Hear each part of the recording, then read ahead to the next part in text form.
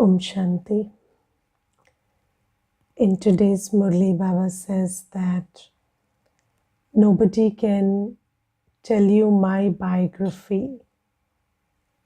I have to come and tell you my biography. And I tell you everything about myself and also, the biography of the child is given by the parent. So Baba says not only my biography, but I tell you everything that you need to know about yourself also. So this is very important because one thing is Baba as he is, and another thing is who we think he is. Yes, and if who I think he is not who he is, then I will keep getting deceived by my expectations. And if I know who he is in truth, then I will be able to connect with him really, and then I will be able to take the inheritance from him. So it's very important to know Baba the way he is. And today Baba says that people sing many praises about me. And they say that I am Nirakar, Nirhankari, so I am the bodiless, the egoless.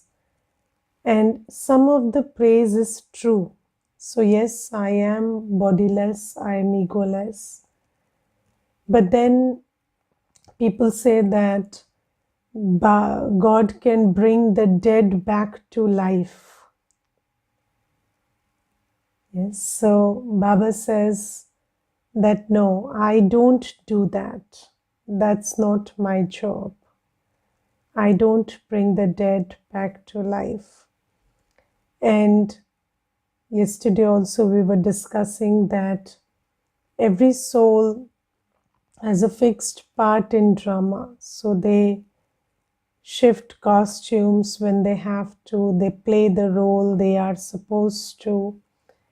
And every soul's role is prefixed. So when we say that, so I sometimes think of this word untimely death.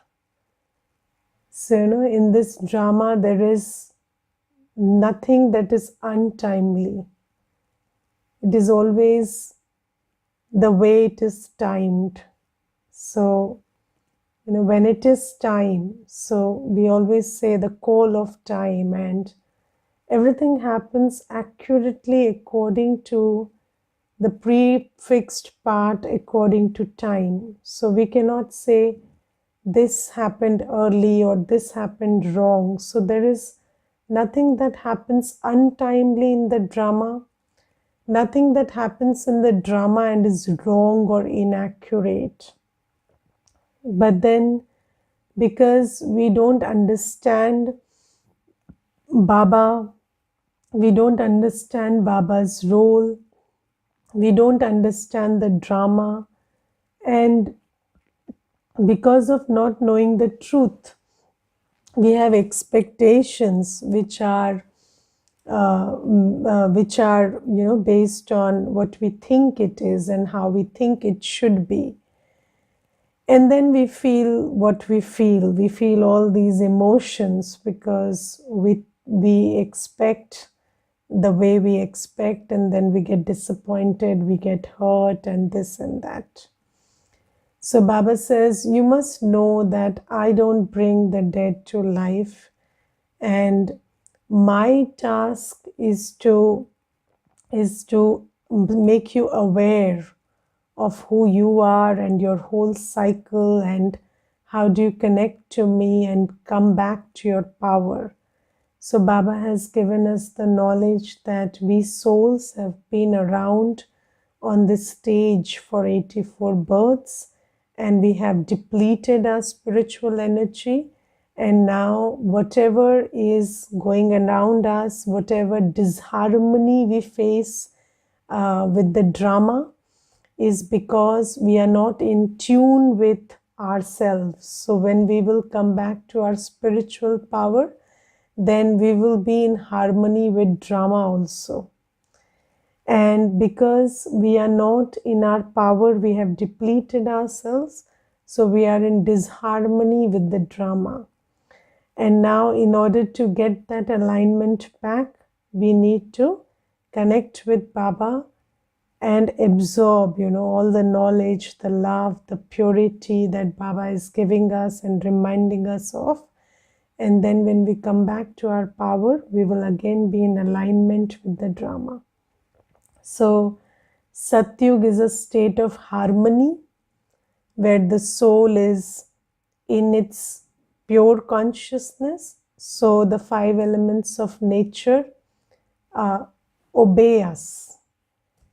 And then when we are not in our spiritual consciousness, we are not in our highest consciousness, then the 5 elements of nature and other souls around us move into disharmony with us. So it's all about losing power and coming back to your own power. And Baba says, for that you need to remember me.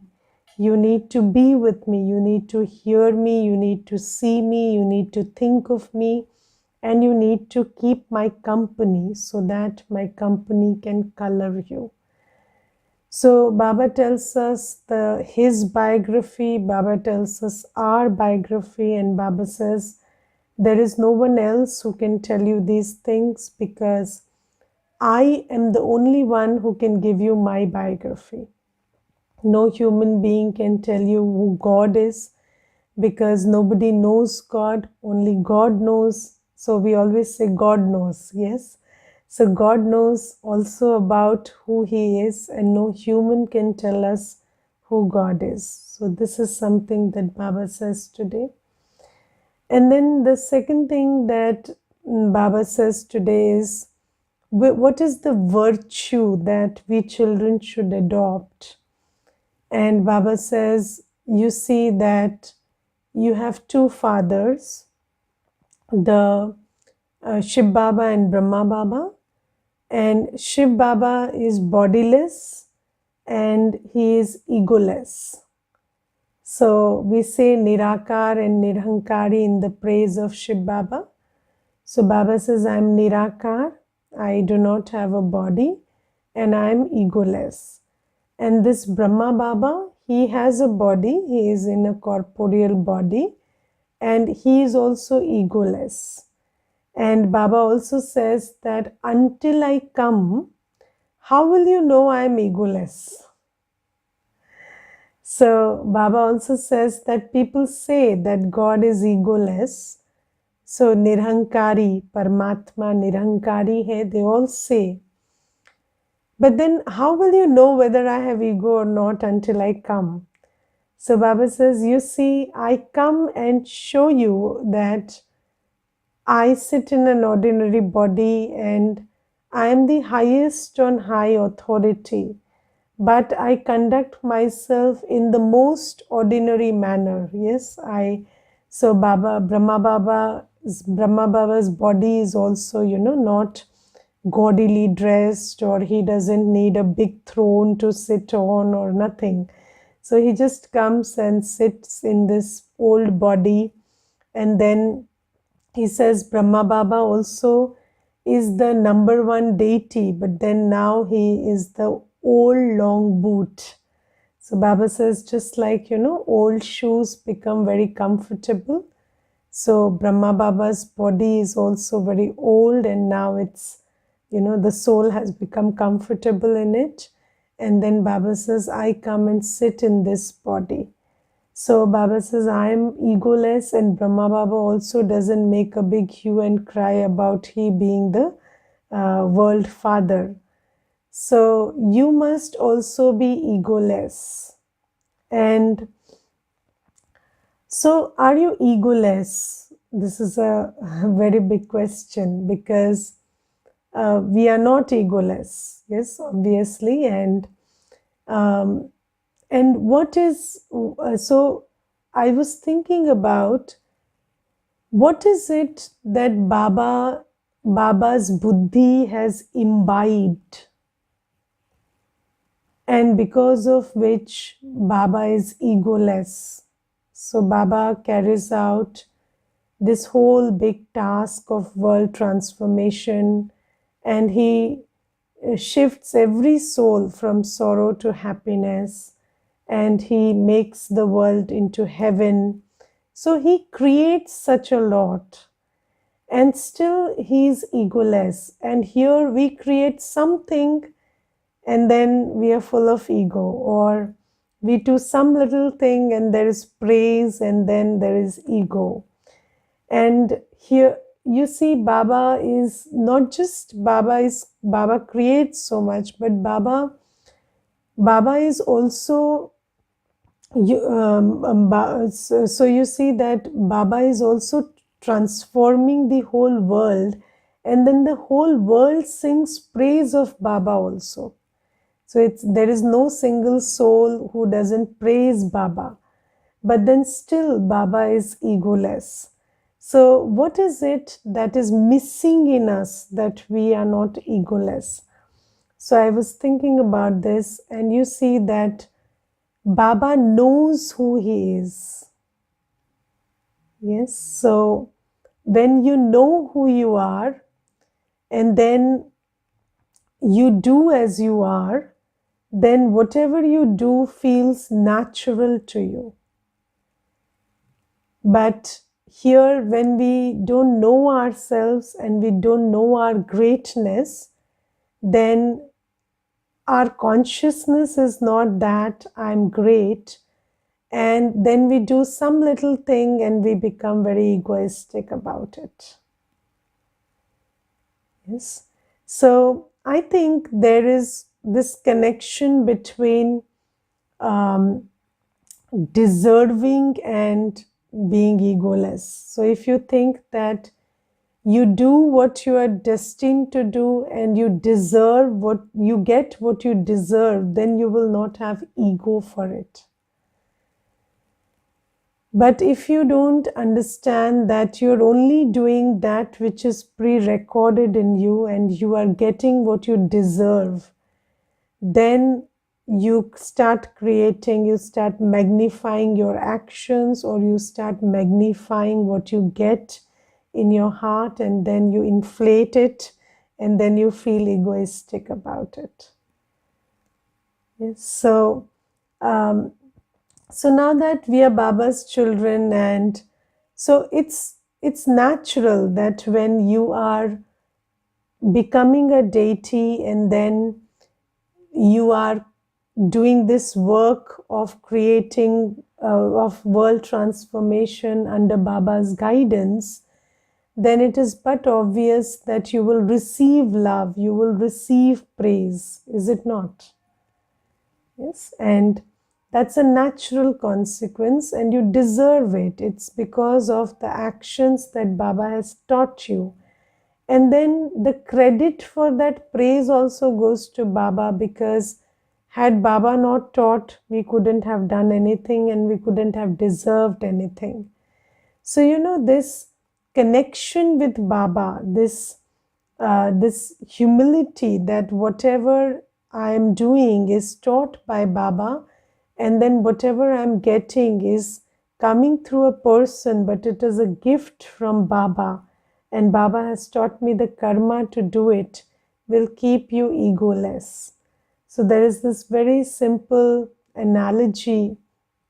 So, you know that when there is an elephant that a Mahavat rides, and then the Mahavat sits on the elephant and the elephant does all the work. So, the elephant will collect whatever the people are giving, and he is the one who the Mahavat is showing off. But then whatever the elephant gets, he just gives it to the Mahavat, right? So if you give a stick, in his trunk, he will give it to the Mahavat. If you give some fruits, he will give it to the Mahavat, because the elephant knows that all this belongs to him. He is the Malik. And that keeps him egoless. And you look at the size of the elephant, you look at the size of the Mahavat. So the elephant is much bigger and stronger, apparently, but then he submits to the Mahavat. And that keeps him useful. Do you understand? So that keeps him useful. So Baba says, here also, if you want to be of any use, so we're pretty useless with these big egos. So we are capable of a lot, but we do nothing, because anything we do inflates our ego, and then we rest on its glory, and then we just enjoy. We don't take another step. And in the Shastras, there is this thing that is said that Ravan, so they say that Ravan, in the story, they say that if Ravan wanted, he could build a staircase to heaven, but then he just kept saying, oh, I can do it, but he never did it. So ego does that. So, when we are full of ego, we are pretty useless, because we are capable of a lot of things, but we are so full of ego that we never even do what we are capable of, because we are always looking for praise and appreciation and recognition and this and that also makes us pretty useless. So Baba says, when you are egoless, when you understand that you're only doing what you're destined to do, so you have a prefixed part, and if you are virtuous, if you're full of some speciality, then there is nothing great about you. It's your part in drama. And then Baba has and Baba is making us egoless, and Baba is giving us the awareness of how great and special we are. So Baba says, then also you must remember that whatever you have and whatever you are able to do is because Baba made you aware. And then whatever you get is because of Baba, because Baba taught you how to do what he taught you how to do. And then Baba says, this will keep you very egoless. And Baba says, this is one virtue you must have, because I think that once you are, so there is this saying, pride hath a fall. So once you come into ego, there is only downfall. If you want to continuously rise, you have to do it with humility. Otherwise, drama has its own mechanism of quelling your ego. So once you are in ego, you will face a fall, and then your ego will be crushed. So if you don't want drama to do that, and you want to continuously rise, and rise you can only through your actions. And if you abstain from good actions because you get very egoistic about it, then you will not be able to rise. So Baba says, ego stops you from doing acts of greatness continuously. You are a great soul. You are capable of acts of greatness every second. So it's not just one. And I will tell you one thing. So if you are egoless, you will realize how capable you are.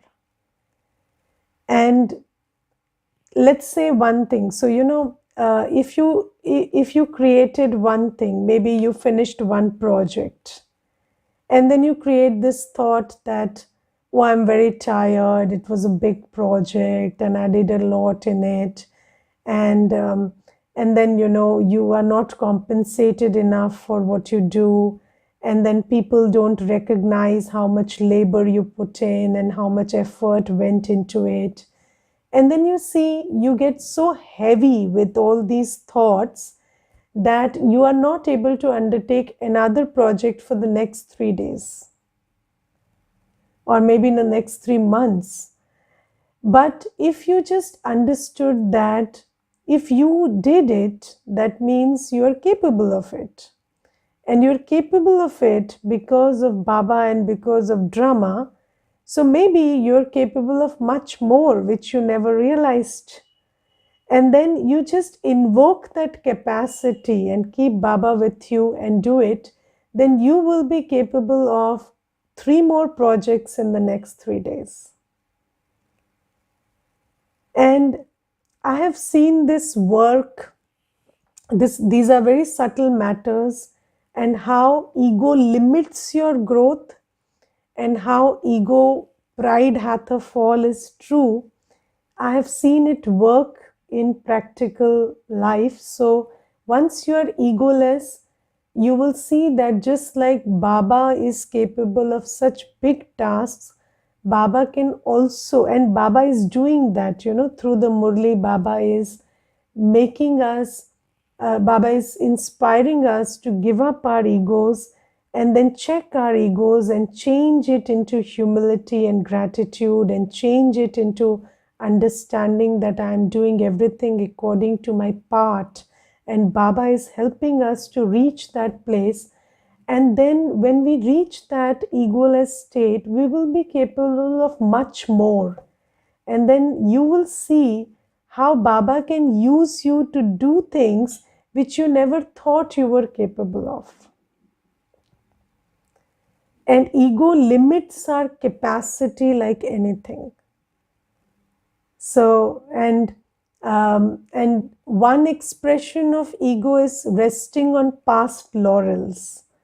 So, ego doesn't allow you to focus on the present. It will always tell you what you did 5 seconds ago was very great. And then just wait until people appreciate it and praise it. And why should you create another thing before you reap the whole juice out of what you did 5 seconds ago? But then in the present moment, you're capable of a lot, but then you're resting on what you did 5 seconds ago, and you're missing out on the power of now. And one who is egoless is able to be in the moment, not rest on past laurels, and they are able to take advantage of every second, and with Baba create and do the work of world transformation, and create thoughts, create feelings, create vibrations, do actions which shift the world every second. So Baba says that I am egoless and I am the greatest, and I am egoless, and Brahma Baba is the greatest human, and then he is egoless. So you also imbibe this quality. Yes. So ask yourself, are you really realizing the whole potential of your body and mind and wealth? So are you putting it to the maximum use?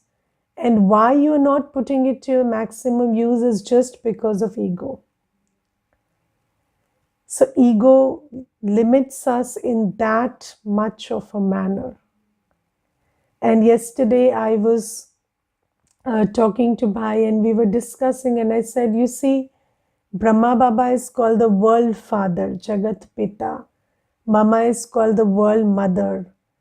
And every soul, yes, could have the capacity of being a world father and world mother. But the only thing that stops us is ego. Yes. And ego has many voices. Ego will keep you stuck. And I have seen, there are people who are capable of so much, and yet all they think about is whether I'm beautiful or ugly. So you're stuck in the body so much that's ego, and then you are not able to see yourself and what you're capable of because you're stuck in the body. And sometimes you're stuck in the past. This happened and that happened. That happened, that's gone. But you're giving up everything that you have now because of thinking, because you're continuously thinking about what happened. That's ego. And then you're thinking about who recognized and who appreciated, and there is no appreciation. And I have seen, there is one person, and I met him once, and he's a he's a professor, and he does his own research work, and he's into some social awareness also. And then he was sitting in this big bungalow and with all the facilities. And then he was saying, you see, these days, the world is very bad, and they don't recognize what you do, and there is not enough appreciation. And then I said, and where did this bungalow come from? And where did all these facilities come from? And then, oh, how do you think that your talent is growing? So the universe is reciprocating, the universe is giving you back. Why are you stuck on that one person who didn't recognize? So that's ego. And then you see, you are wasting your thoughts and your time thinking about those 5 people, 10 people, 20 people who didn't recognize. And then it's not about that. That's drama. Somebody will have the understanding to know what you're doing. Somebody will not understand because it's not in their drama. But then you are always being responded by the universe, accurately. It's not even the universe will respond less than you do. So the law of karma is such that you will what you get will be equal and opposite to what you give. So Baba says you are getting it fully back, but then sometimes you're so stuck. That's ego. So I want this person to recognize. So, and we don't understand that every soul has a very limited vision. So every soul is looking through their filter of sanskars. And if their window is not wide enough to see who you are, then they cannot see. It's not only what they don't want to see, but they are also limited by who they are. So Baba says all that is ego, getting stuck in the past, getting stuck in your body, getting stuck in the limitations of your body, getting stuck in whether people are recognizing you or appreciating you or not. And all that this whole exercise of ego does is it robs you of your capacity to work at your full potential. So Baba says, you have to be egoless. And Baba says, I am the greatest and I am egoless. But I think that greatness and egoless go together. So if you're really great and you know who you are, you will be egoless. And then that egolessness will feed into your greatness also. And it will make you great too, because you will realize your potential. So this is something that Baba talks about ego today. And then Baba today in the Murli says that, so there is Mama's Vani also today. And in Mama's Vani, Mama explains that the dictates of humans are different from dictates of God. So dictates of God means 2 things: opinion and direction.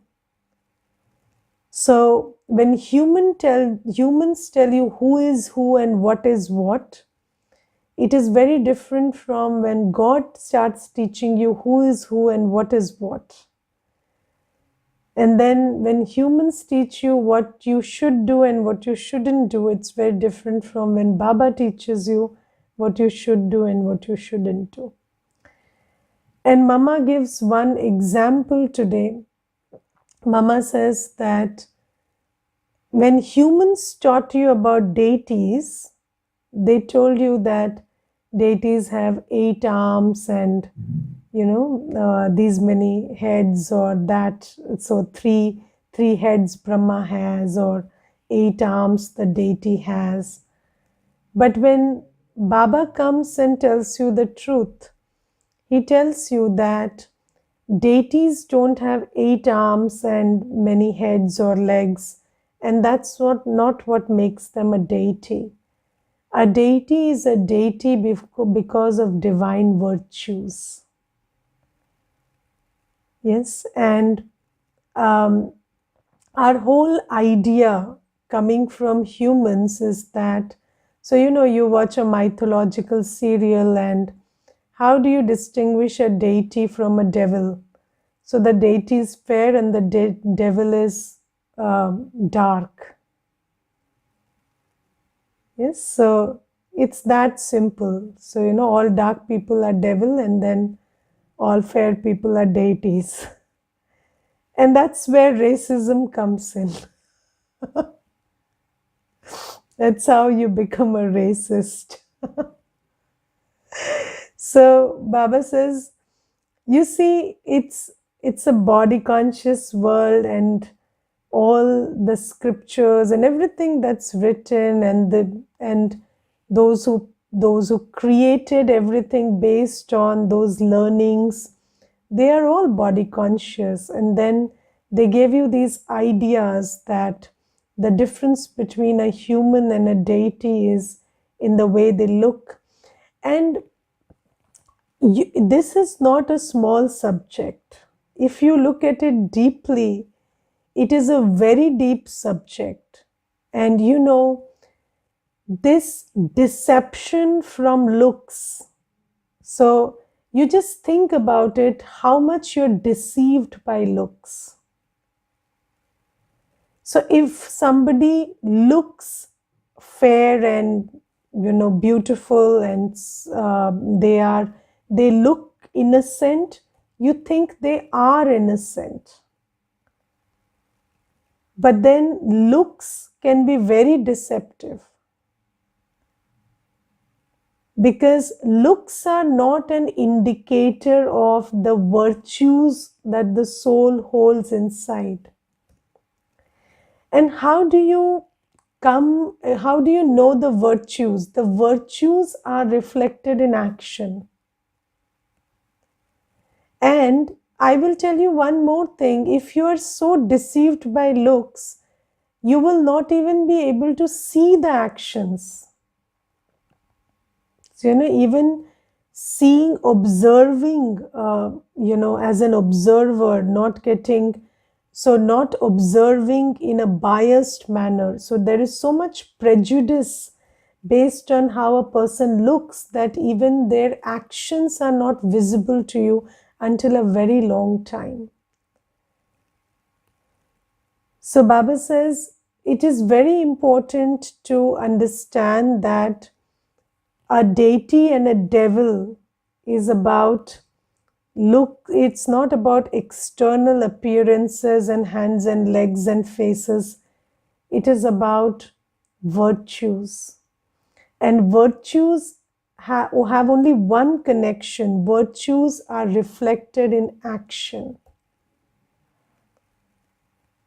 So until you interact, until there is exchange of action, you can never know who is who.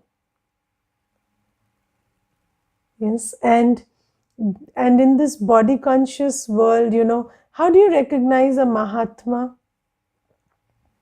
By the dress. Yes, by the dress.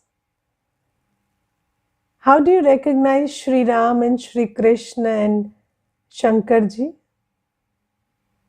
By the dress. What if Sri Ram came in front of you without the bow and arrow? Would you recognize him? Krishnaji came without the chakra and the mayur pank. Will you recognize him? Yes. So we live in this world where we don't have any idea about who is who. We only have an idea about what they wear, and then we are looking about that. And then you see in the world also, how do you recognize a person? By the iCard. So a person has to have an identity card to give you the identity of who they are. And if you don't have a big I card, if you don't have an I card that speaks that you are high and mighty, then you're a nobody. But then Baba says, you are who you are. And that's got nothing to do with how you dress, your I card, your post, your position, your designation. It's about who you are inside. And that's virtuous. And I always talk about this thing in the class. So, when children are growing up, you ask them, who do you want to be? And they say, I want to be a doctor, I want to be an engineer. And nobody talks about whether they want to be a good doctor or an evil doctor, or a doctor who cheats and loots, or a doctor who is interested in the health of people.